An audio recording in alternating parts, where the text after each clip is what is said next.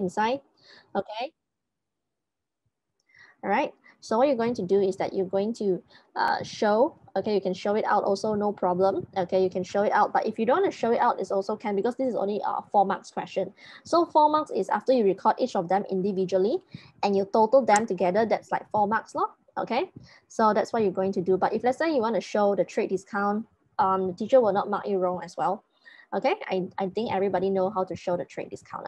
But I already calculated this, I already minus the trade discount, which is going to be 160 after that.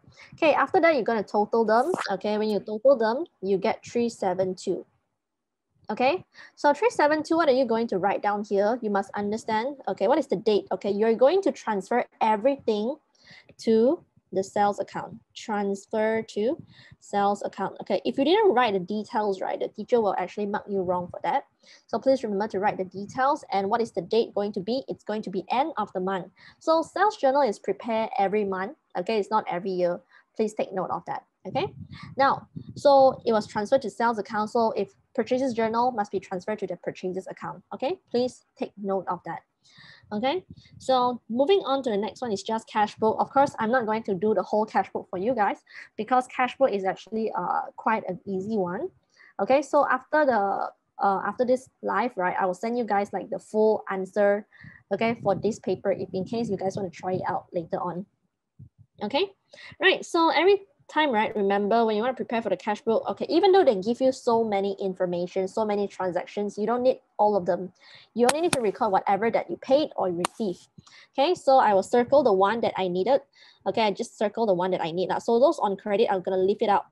Okay, 9. Okay, so guys, credit transfer, you guys must know, right? Okay, when you pay something or you receive something, right, you must understand that they will use different terms. It doesn't have to be check all the time.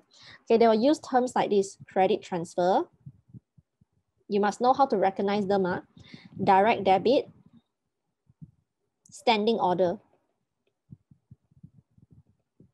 Okay, do you guys know how to differentiate them? Okay, you must understand credit transfer. Okay, this one is you receive.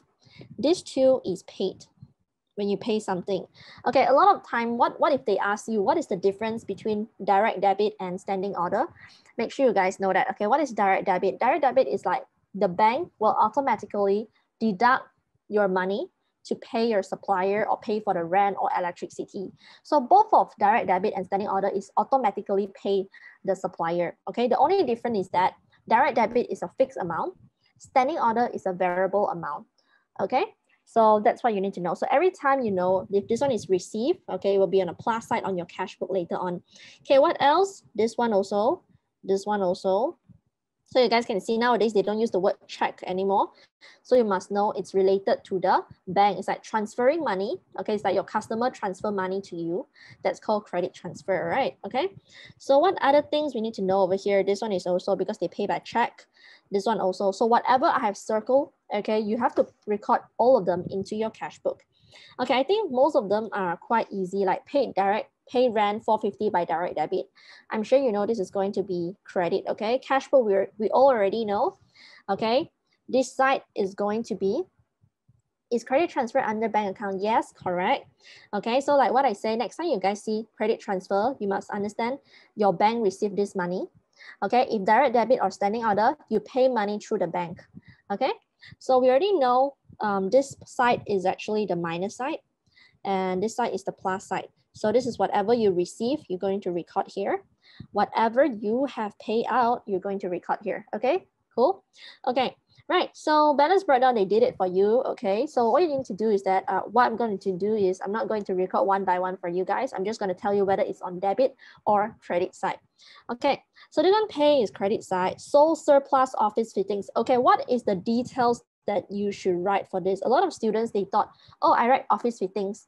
I know I sold it. Okay, you sold it, right? So if you sold a non-current asset, what you should record in the details, guys? Any idea? If you sold non-current asset, what should you write in the details? You should write disposal. Very good. Okay, so you guys should write disposal, right? Not office fittings. You can write disposal of office fittings. So you receive money. This one will be on the debit side. okay? And it's on a bank column, like what I mentioned.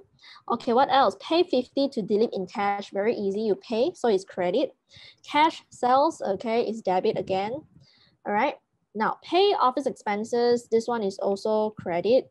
Pay by check, okay, credit. Okay, now, here's a quick tips, right? If, okay, Kabir pay by check for the goods he purchased on 6th January, so you have to go to 6th January, so you can see, okay, this is a bit tricky because there's trade discount at the same time there's cash discount. Do you guys see that or not? So how are you going to record? What amount should you record it? Okay, I'm going to show this for you. Okay, so first, Kabir pay by check. Who are you, man? Even though you see the word paid, please don't misunderstood this, okay? Even though they say paid, but you must understand who is Kabir to you. Kabir is your customer, isn't it? So you are Shilpa. Please remember your name is Shilpa. So Kabir is paying you. You are receiving this check from Kabir. So what you're going to do is that you go to the details. You're going to write Kabir. Okay, now the tricky part is that how much is the discount and how much is it after discount? Okay, you see, originally, okay, you go to the question, you go to the 6th January. So you guys take a look, it's originally 200. So we already know originally is 200. After the trade discount, just now we already know the trade discount is 40, isn't it? So it's 160, okay. But this under 160, right, is not discount, haven't deduct cash discount yet. So what we're going to do, we can see, oh, the cash discount is 7.5%. So with 160, you're going to find out how much is the cash discount. Okay, hi, whoever just joined, we're doing February, March 2021 paper. Okay, I uploaded in the chat. If you guys can't see it, please let me know. Okay, so what you're going to do now, okay, so 160 times 7.5%. Let's check out how much is it.